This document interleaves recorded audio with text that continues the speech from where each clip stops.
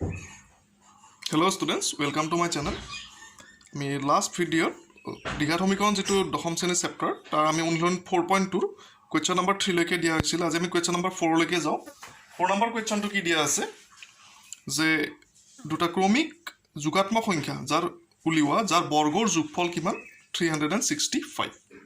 সেই কোৱেশ্চনটো লও আমি ফাৰ্স্ট ধৰি ল'ব লাগিব let ক্ৰমিক যোগাত্মক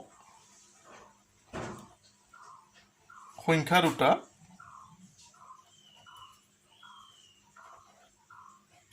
এটা যদি x ধৰি লও নেক্সট কি হ'ব x আৰু x plus 1 ক্ৰমিক তোমাৰ সো নেক্সট আমাৰ x plus 1 হ'ব এটোৱে আৰু যোগাত্মক সংখ্যা এটা প্ৰশ্ন মতে এতিয়া প্ৰশ্ন মতে x স্কয়াৰ হেটো যদি বৰ্গৰ যোগফলটো কি হ'ব তোমাৰ 365 এটোৱে আৰু প্ৰথম সংখ্যাটো বৰ্গ x স্কয়াৰ দ্বিতীয়টো x plus 1 whole square so হেটো বৰ্গৰ যোগফলটো কিমান 365 সো ইয়াৰ পৰা আমি সমীকৰণটো পাই যাম a plus b whole square সূত্ৰ ব্ৰেক কৰিলে হ'ল x square plus 2 into x into 1 plus 1 square 65 x 2x square twice x plus 1 minus 365 2x square twice x minus 364 equal 0 that 2 common লৈ পেলাই x square plus x minus 3 2 গুণ 16 2 8 গুণ 2 2 গুণ 182 x square plus x minus 182 হটা অঙ্কবিলা সৰু কৰি ল'ব লাগে তেতিয়া তোমাৰ ক্যালকুলেশন বিলাক বেছি ইজি হৈ যায় এটা 182 ব্ৰেক কৰি পেলাই আমি 1 পাব লাগে 182 ব্ৰেক কৰি 1 পাব লাগে 182 কি আছে উৎপাদক 2 9 গুণ 18 2 1 13 7 গুণ 7 13 গুণ না যায় আৰু সো 14 14 13 হয়নে 7 গুণ 14 14 and 13 পূৰণ কৰিলে 182 আৰু 14 minus 13 1 পাই গলো আমি x square plus 14 minus 13 x minus 182 equal 0 x square plus 14x minus 13x minus 182 equal 0 x common x plus 14 minus 13 common x plus 14 snapshot লৈ লিখি লবা x plus 14 x minus 13 equal 0 x plus 14 equal 0 x equal minus 14 so এটো আমাৰ applicable নহব কাৰণ আমাৰ সংখ্যাটো কি বুলি কৈছে যোগাত্মক বুলি কৈছে এটো তো ঋণাত্মক সংখ্যা so এইটোৱে আমাৰ কাৰেক্ট আনসাৰ হ'ব x equal 13 ঠিক আছে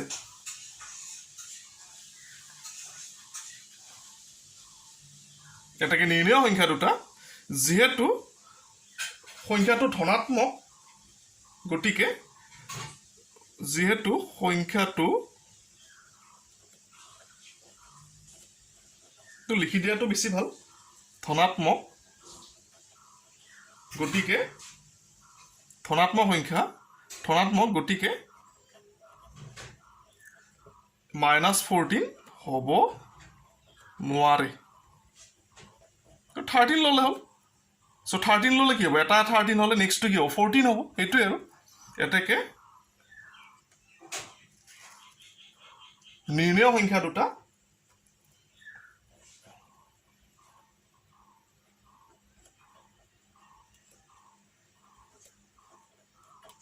কি হ'ব এটা 13 আমাৰ x আৰু x plus 1 আছিল x and x plus 1 so x equal 13 হলে এটো কি হ'ব 13 plus 1 14 এটোই আৰু 13 আৰু 13 plus 1 equal 14 so এটোই আৰু আনসাৰ so টান নহয় অঙ্কটো প্ৰ্যাকটিস কৰিলে হ'ল আচ্ছা এখিনতে যিখিনি মোৰ চেনেলটো নতুনকৈ আহিছে তেওঁলোকৰ বাবে চেনেলটো সাবস্ক্ৰাইব কৰিবা লগতে বেল আইকনটো প্ৰেছ কৰিবা বেল আইকনটো প্ৰেছ কৰিলে তিনিটা অপচন আহে সাগে নোটিফিকেশন অল বুলি আহে অল টু হেৰি কৰিবা ক্লিক কৰিলে হ'ল তেতিয়া কি হয় মোৰ এনি ভিডিঅ'জ আহিলে তোমালোকে নটিফিকেশ্যনটো আগত পাই যাবা আৰু বহুতে ছাবস্ক্ৰাইব কৰি পেলাই নটিফিকেশ্যনটো বেলটো নদবাই হা তেতিয়া এই নটিফিকেশ্যনখিনি নাপায় তোমাৰ গতিকে সেইটো প্ৰেছ কৰিলে হ'ল আৰু লগতে ভিডিঅ'জখিনি লাইক কৰিবা ফ্ৰেণ্ডছৰ মাজত শ্বেয়াৰ কৰিবা আৰু কি কমেণ্ট ছেকশ্যনত অলপ জনাবা কেনেকুৱা বুজি পাইছা নে নাই আৰু এনি কমেণ্টছ কৰিলে ধৰা ভাল লাগে আৰু যে ভিউৱাৰ্ছ আছে আৰু চেনেলটোৰ তেনেকুৱা এটা ফিলিংছ এটা আহে আৰু এনি ভিডিঅ'জ মোৰ চালে তোমালোকে মোৰ হেৰি কৰিবা কি বুলি কয় এইটো এই মোৰ প্লেলিষ্টত গুচি যাবা প্লেলিষ্টত মই ভিডিঅ'জখিনি ধুনীয়াকৈ চেপ্টাৰ ৱাইজ দি দিছোঁ পাৰ্ট 1 পাৰ্ট 2 তেনেকৈ চাব পাৰিবা তোমালোকে অ'কে নেক্সট আমি কুৱেশ্যন নম্বৰ 5লৈকে যাওঁ 5 নম্বৰ কুৱেশ্যনটো কি দিছে যে এটা সমকোণী ত্ৰিভুজৰ কথা কৈছে এটা সমকোণী ত্ৰিভুজৰ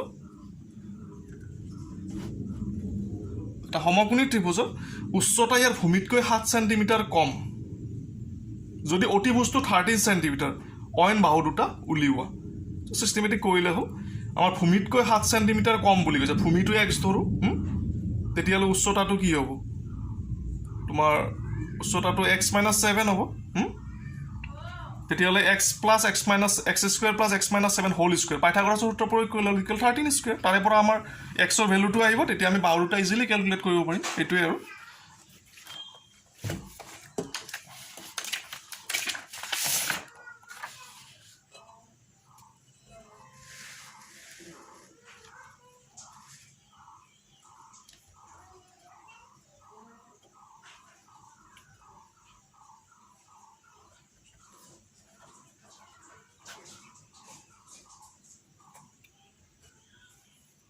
অইন বাহু দুটা উলিওৱা সো আমি ধৰি লওঁ লেট ত্ৰিভুজটোৰ ভূমি সমান 1 চেণ্টিমিটাৰ এতেকে ত্ৰিভুজটোৰ উচ্চতা ভূমিতকৈ 7 কম x - 7 চেণ্টিমিটাৰ এতিয়া প্ৰশ্নমতে মানে পাইথাগোৰাছৰ উপপাদ্যটো আমি প্ৰয়োগ কৰোঁ পাইথাগোৰাছৰ উপপাদ্য মতে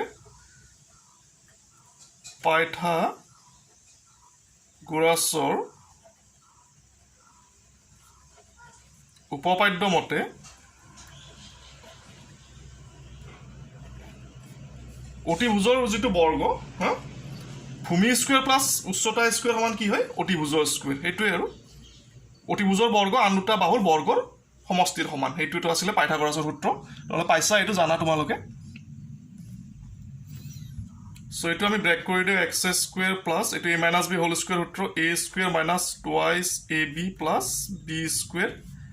13 square 2x² 14x 49 169 2x² 14x 49 169 equal 0 49 গ'লে 120 সৰি এইটো মাইনাছ হ'ব ইকুৱেল 0 2 কমন ল'ব পাৰিম x² minus 7x minus 60 equal 0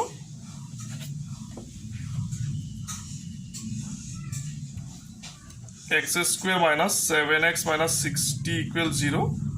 60 ভাঙি 7 পাব লাগে 12 5 গুণ 60 12 5 গ'লে 7 মুখে মুখে কৰিব পাৰি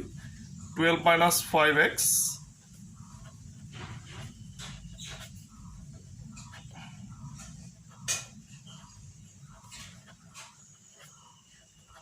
স্ন্যাপশ্বট লৈ লিখি লোৱা দীঘল হয় অলপ পেজটো কভাৰ নকৰে এই দুটাৰ পৰা x common x minus 12 5 common x minus 12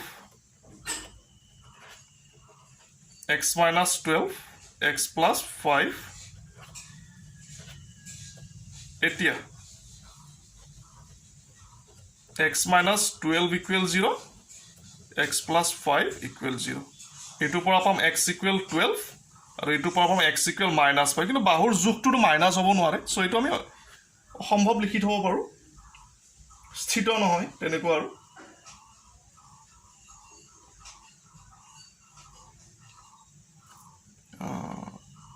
কি বুলি লিখা যায় লিখাটো বেটাৰ হ'ব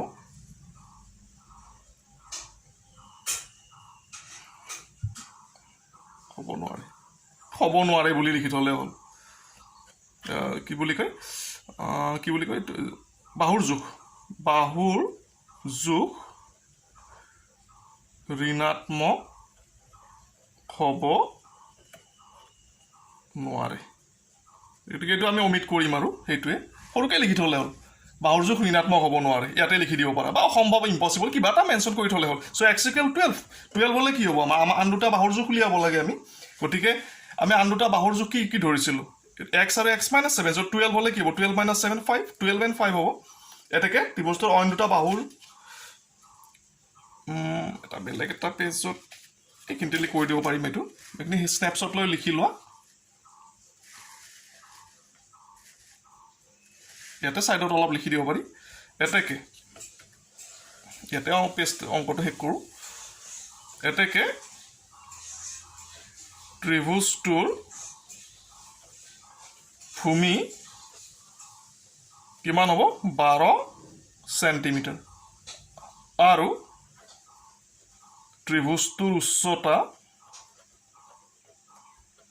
12 - 7 5 সেণ্টিমিটাৰ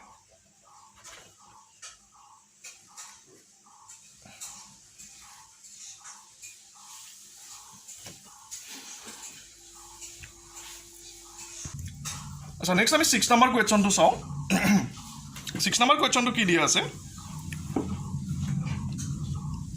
এটা কুটিৰ শিল্পই দৈনিক এটা নিৰ্দিষ্ট সংখ্যক মাটিৰ বাচন তৈয়াৰ কৰে এদিন দেখা গ'ল যে প্ৰতিটো বস্তুৰ উৎপাদনৰ খৰচ সিদিনা উৎপাদিত বস্তুৰ সংখ্যাৰ দুগুণতকৈ 3 বেছি যদি সিদিনা উৎপাদনৰ মুঠ ব্যয় 90 টকা উৎপাদিত বস্তুৰ সংখ্যা আৰু প্ৰতিটো বস্তুৰ ব্যয় কিমান হ'ব উলিওৱা চ' আমি ধৰি ল'ম এদিনত মানে মাটিৰ বাচনৰ সংখ্যা কিমান ধৰি লওঁ আমি x বুলি ধৰি ল'ম আৰু প্ৰতিটো বাচনৰ বনোৱা খৰচ কিমান হ'ব তোমাৰ উৎপাদিত বস্তুৰ সংখ্যাৰ দুগুণতকৈ 2x + 3 হ'ব কাৰণ x নাম্বাৰ যদি প্ৰস্তুত কৰে সেইদিনা আৰু সেইদিনা উৎপাদনৰ ব্যয় যদি 90 টকা হয় দ্যাট মিন্স উৎপাদন ব্যয়টো কিমান হ'ব তেতিয়া x * 2x + 3 চ' = 90 হ'ব তাৰ পৰা আমি পাম সমীকৰণটো পালে আমি x ৰ মানটো পাই যাম আৰু আচ্ছা কৰোচোন এইটো 6 number solution let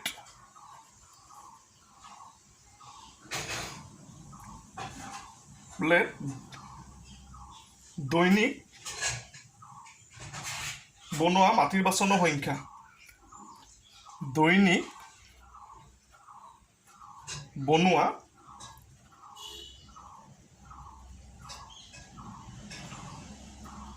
মাটিৰ বাচনৰ সংখ্যা x এতেকে উৎপাদনৰ খৰচ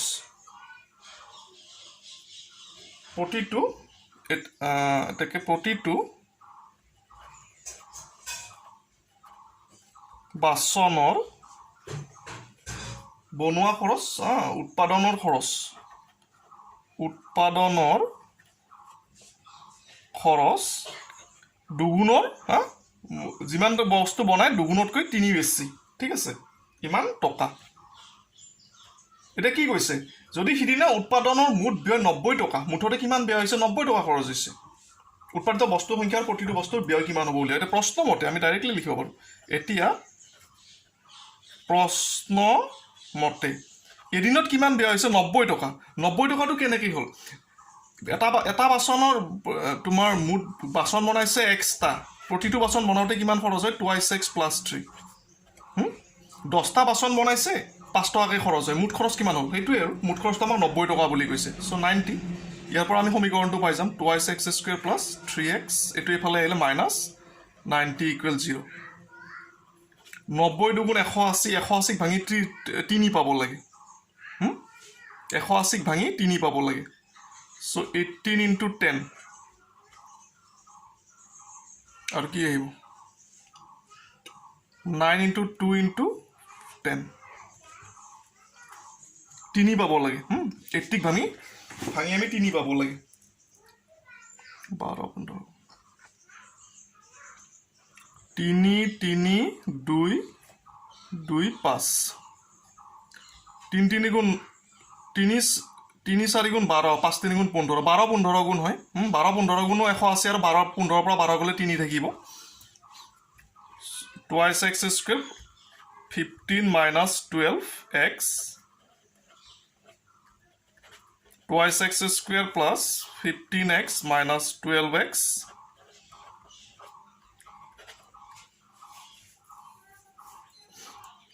এই দুটাৰ পৰা x common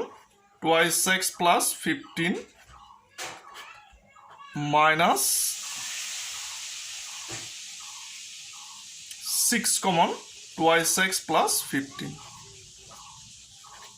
twice x plus 15 common x minus 6 এতিয়া twice x plus 15 equals 0 x minus 6 equals 0 equal minus 15 x equal minus 15 by 2 x equal 6